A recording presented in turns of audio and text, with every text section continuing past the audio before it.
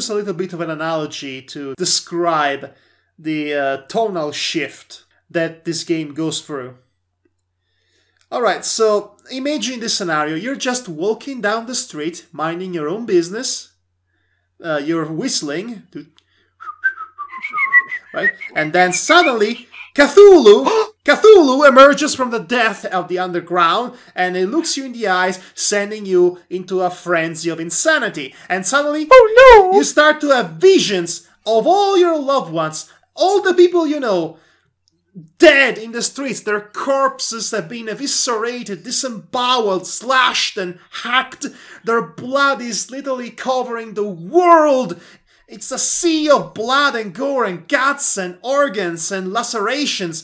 The most nasty imagery you can possibly conceive. The most traumatic feelings invading your thoughts and every part of your being. In the meantime, your body is being raped by a dolphin. Well, that's a very comical way of putting it, but yet too on the nose. You think it's comical, but then you take this imagery and you put it into context, and suddenly it's not as funny. No, it's anything but funny. Okay. At this point, let's just get over with it. Yes, because Madhog's hit the nail on the head there. Oh boy. Okay, so there is this character that we had not talked about for a good reason, which happens to be a dolphin.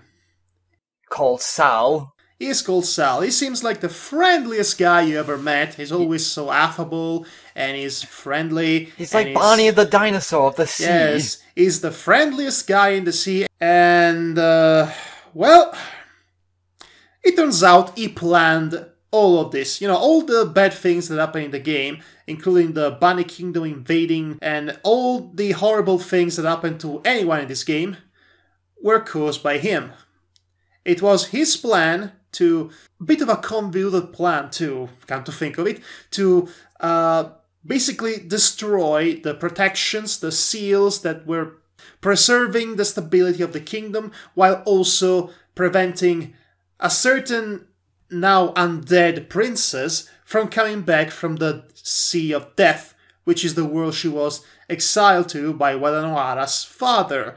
You follow me up until now? Yes, I hope everyone does, because I did. Alright, so Sal, as it turns out, is a servant of the undead princess. Princess Mikotsu, as she's called. Mikotsu. Yes. And remember that analogy.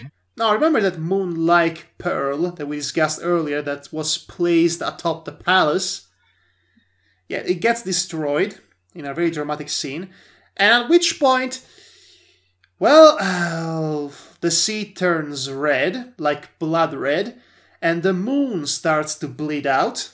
Bleed orange, yes. Bleed orange. And Sal, well, Sal grows a pair of tentacles on the side of his body, and his eyes start to bleed. Yeah, there's a strange discrepancy between the sprite and the artwork there. He bleeds from the eye, but yet his sprite shows him bleeding not only from the eye, but from the mouth.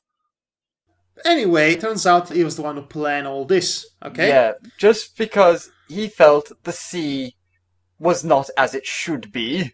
Let's actually get to the fun part. That's not the fun part. So no. Sal, for all intents and purposes, Sal turns out to be the main villain, because the princess herself turns out to be not much of an entity at the end of it, because she kind of gets defeated by the actual Princess Yume off-screen, basically, which was disappointing, to say the least. Yes, extremely, considering how cool Mikotsu looked, and the build-up. But anyway, Wadanohara had a repressed memory, because she was cursed by Sal to forget the memory of one specific day of her life. Incidentally, Samekichi knew about this day because he was there when the event happened. He did everything in his powers not to reveal this to anyone and not to have Wadanohara come back to her home. And for a good reason, like we said before. Okay, so let's put it this way, folks. He did all that. Samakichi took all the blame and everything for what's going on. Got treated badly by everyone under the sea because Sal put a curse on Wadanohara. If she ever found out the truth of Samakichi, she would die. Well, that's what we were told anyway. The ocean basically turns into a Lovecraftian nightmare, for lack of a better word. There are gigantic eyes everywhere, blood and gore and death, and red is the dominant color. And to say the least, it's a literal sea of blood and nightmares, which is a lovely image in its own right. But then we get to... Okay, you know what? I'm just going to tell it. Yes. So, this repressed memory that she has... Sal tried to rape her! Oh, yeah. So, we see this flashback, and we see Sal actually assuming a human form, which is basically a white coloration of the Samekichi's model. And that was on purpose. It looks like Samekichi except completely white. That was on purpose because he took that form specifically because it's a form that Wadanohara actually cared for. Yes, he wanted her for himself. So the idea was to corrupt her mind and body so badly that she would actually release the seals that would keep the kingdom together and allow for her princess to come out of the Dead Sea quicker. Wadanohara tries to run away from Sal, who is slowly chasing her, and you're playing this part, by the way, and it's really scary. Yeah, that was scary, good lord. And then he gets her, he sits atop of her. I was screaming no at this point. He's holding her arms down, she's crying all the time, and there's this scene that goes on for far too long for my comfort. It's Metal Gear Solid style long for me. And we keep cutting to various close-ups of both Wadanohara's completely tearful, crying and desperate form, and Sal's increasingly more evil and depraved and deranged form, in which he basically says that he wants her to be his and not Samekichi, and he's actually evil, and basically he's about to rape her, but not before raping her mind. Yeah. So that was really disturbing, but that's not even the worst part. Oh no! Oh no. The worst is yet to come! The worst comes much later. Fortunately, Samekichi was there to prevent Sal from going any further with his plan, but it led to the situation that we are right now, of the curse being planted in her mind, and now Wadanohara is basically afraid of Sal because he attempted to rape her. So that happened. And you know what? What? Even if she did not have a curse planted in her brain, and she did not remember this episode because of how traumatic it was, that her memory would automatically repress it, do you really think that Samekichi would have had the heart to remind her of the one time that a person she used to trust tried to violate her? Nope. I don't think he would. So, yes. I don't think that would end well. Okay, so now we are in the final stretch of the game in which they had to stop the Princess of the Dead and freaking Sal from basically killing all life in the sea. And they also had to face all the undead pawns of the princess, festering, gory, living corpses of previously alive sea creatures. Again, a shame that they weren't delved into more. Alright, so the good part. Okay, so let me ask you this, Devar. What's worse than attempted rape? Let's actually talk about bad ending number 2. Oh yeah, bad ending number... We already talked the Vor bad end. It was about that orca eating her alive, which, if taken out of context, considering her screams, saying, "No, I don't want this," you could have accidentally interpreted as something else. Well, there is not much mistaking about the situation the next time something like this happens. In fact, bad ending number 2. The game presents us with a choice. We can either go after Samekichi, whom was actually abducted by Sal and dragged into a suspiciously dark room. Or go on without him. In case you felt like, we had to save him and all that. Which I did. Which also I did. I think everyone would. And I think the game was counting on that. And the game punishes you. Punishes you for being so altruistic. It punishes you hard. Okay, so they get into the dark room. And Fukami, remember Fukami, the octopus familiar that we discussed about? Yes, I remember him. Well, this room was obviously a trap set up by Sal that would bring up the darkest thoughts, the darkest and deepest thoughts of an individual and corrupt them instantly to the point that they would control their every action. I mentioned before that Fukami had a secret crush on Wadanohara. Now, at that point I was playing this game, I was not aware that A, it was male, or B, he had a crush on her. I just thought he or she was just being overprotective of her because she or he did not trust Samekichi. Okay? Yeah. So this next moment comes really out of nowhere. Fukami suddenly kills off the other two familiars.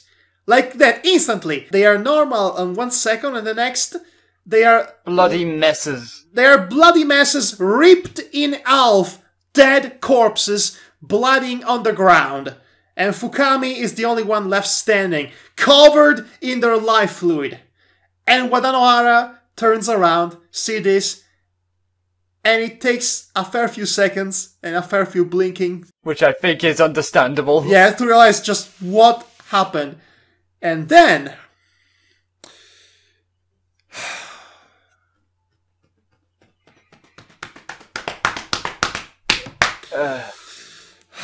this scene. Devar, do you want to describe it for us? No? Okay. I can only think of... I only remember the squeezing. Okay, so you know every hentai porn ever made, in which there is a tentacle monster that rapes a girl in some way or the other? Oh, yes, yes. Imagine something like that happening now, except it is implied to be much more gory, much more bloody, much more painful, and much more drawn out. And this is basically what's happening right now. This is what Fukami is doing to Wadanohara. He is tentacle... violating. I want to say he was just slowly disemboweling her with the tentacles, but even if that's just the case, then it's pretty much metaphorical rape, especially if you keep in mind that he had a crush on her. So... But the worst part is that none of this is actually shown. No.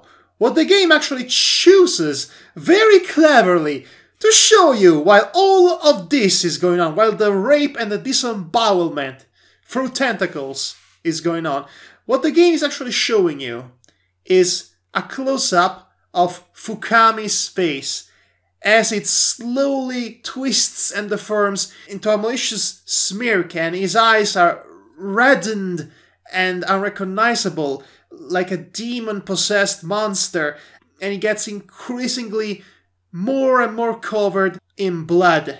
Meanwhile, you can read Wadanohara's constant screams of pain and suffering in the text that's going on in the lower part of the screen. Yeah.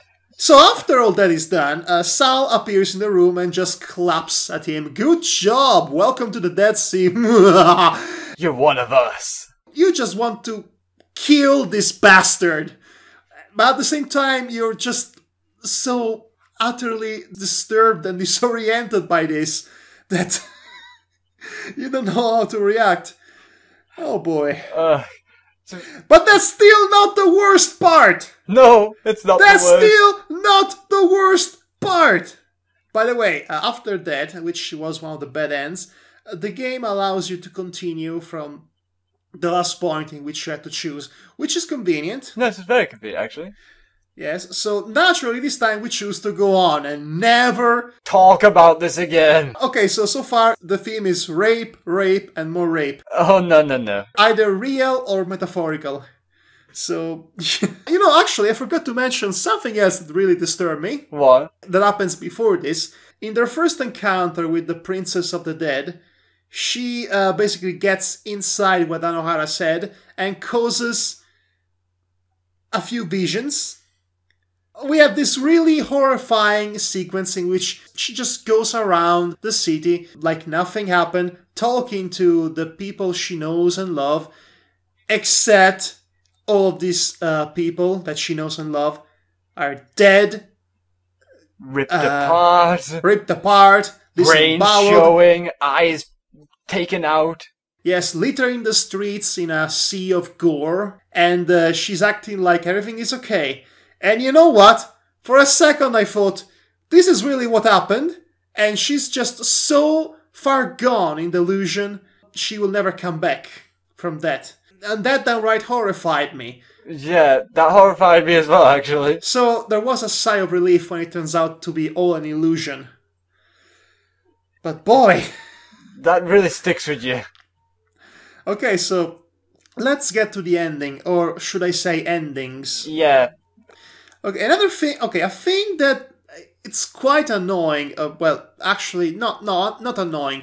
It's quite dastardly of this game is that before you can access the real ending of the story, it forces you to play through other two endings, and it does so in a really weird way. Because at first it gives you a choice that's not really a choice, it's just one option. Yeah, which is trust the villain that you should not trust. Yes, then the second time around you have two choices and you want to select the one you haven't chosen before. And then you try that a third time, all the time continuing, by the way. You get to the final ending that way. Yes, you finally had a third choice that leads you to the real ending, which is a good ending.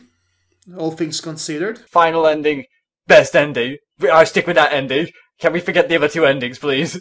It's the ending in which, you know what? It's actually not interesting to talk about. No, it's not, but it's still good to have it, though. It's a good ending that gives us an emotional payoff. That's great. And then there is the second ending, which is normal ending number 2, in which, well, Wadanohara sacrifices her life, like her father did, to reinstate the Moon Pearl, so to speak, that would keep the Sea of Dead at bay, and everybody would go back to their lives grieving for the passing of the Sea Witch. Okay? Yeah. That's a good ending too, but that's not interesting to talk about. No, Let's talk about normal ending number 1, which is the first one you are subjected to, which is the one you are forced to go through. You do not have a choice in the matter. You have to see that ending. It's right in your face, and you don't want it, but it's there. Okay, so here's the scenario. You have just quote-unquote defeated Cell, which wasn't really much of a fight. In fact, he just stood there to take all of your blows without doing anything. While laughing his head off. Yes, which was weird, and I thought, oh, maybe... Maybe he's luring you into a false sense of security. But no, it's actually not that. I played that part of the game again, a second time, and instead of attacking him, I just guarded myself all the time. He still ended up taking damage, and he still lost. And I still beat him without doing anything. So that's just ridiculous. That is ridiculous. By the way, that pretty much is the worst final boss fight ever. Yes. Nobody cares about that at this point. Nope. They want to know about the disturbing stuff.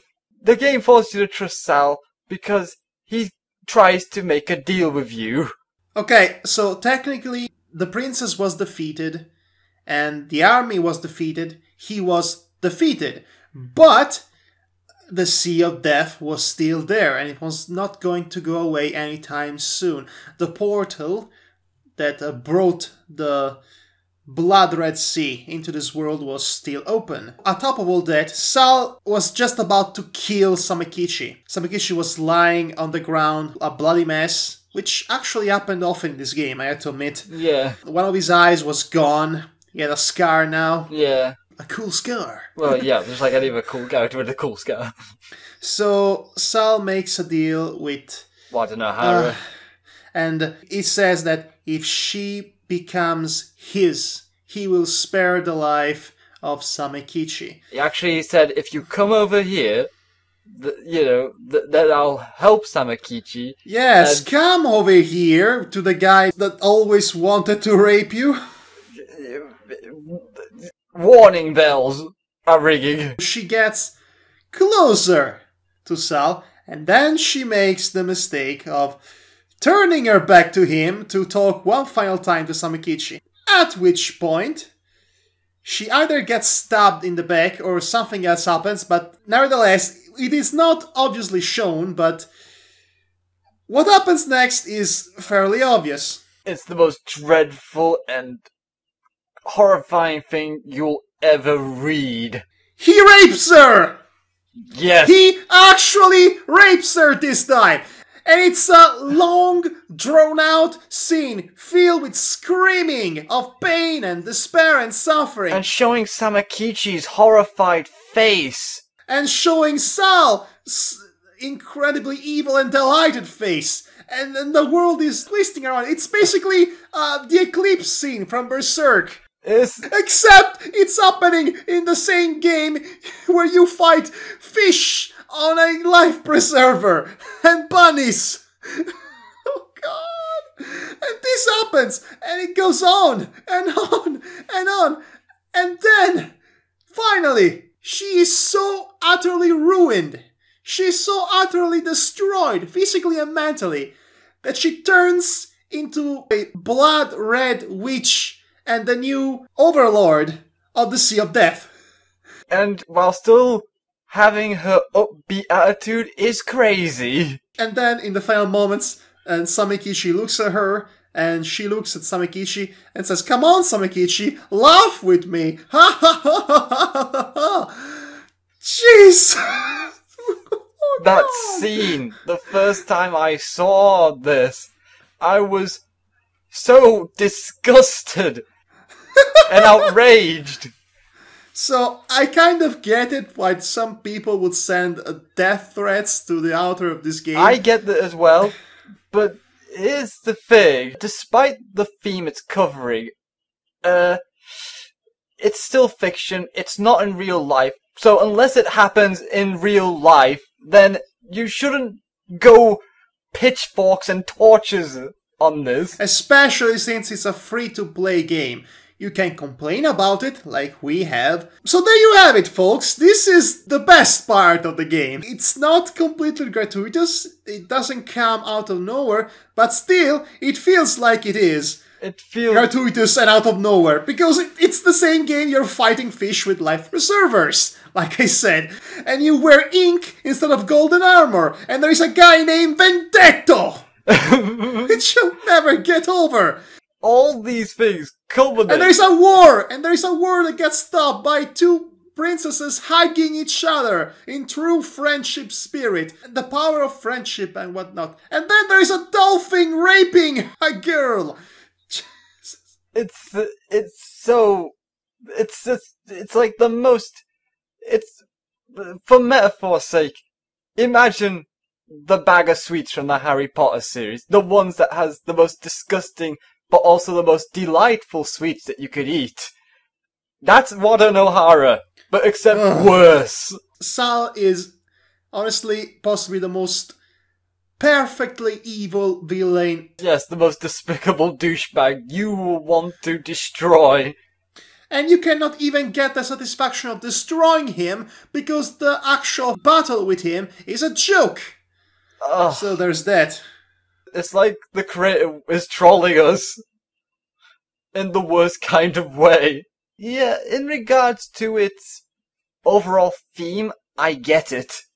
Innocent, happy-go-lucky life suddenly turns into this most dark and wretched thing, and basically trying to get through this dark scenario without being corrupted by it. But it takes way too long to get there, and you still have to go through the most unremarkable JRPG ever programmed. Yeah. Which is the shortcoming that this game has. But you know what? I actually thought of it was going to be another theme they'd be covering in this game at first, before the revelation came.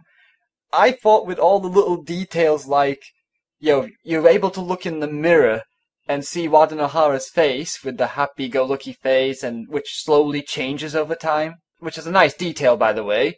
These little details at the beginning, where I assumed that basically the sea was a metaphor for all the problems that were going on the shoulders of this little girl that's trying to get through life in the most positive, upbeat attitude, but trying to fake it. Nope! But nope! Nope! It's rape! Nope! It's rape! It's rape! Corruption through It's rape!